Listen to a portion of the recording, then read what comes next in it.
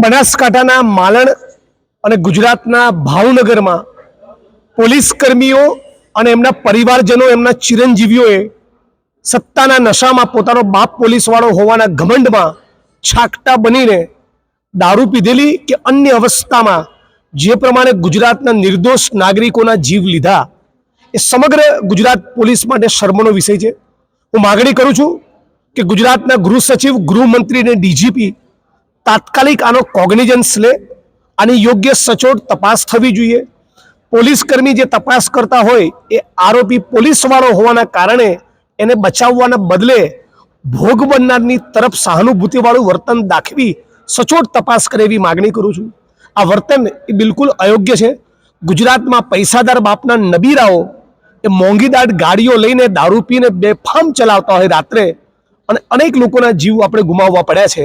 અને આ નવી ઘટના માલણ અને ભાવનગરની એ પણ આંખ ઉગાડનારી છે. હું માગણી કરું છું, બંને પીડિત પરિવારોને મારી શ્રદ્ધાંજલિ પાઠવું છું. એમને ન્યાય મળવો જોઈએ અને ફરી આપણા ગુજરાતમાં કદી આવી ઘટના ન બને એના માટે પોલીસ કર્મીઓએ પોતાના સ્વજનો, પોતાના ચિરંજીવી, પોતાના નબીરાઓને પણ કાબૂમાં રાખવા જોઈએ.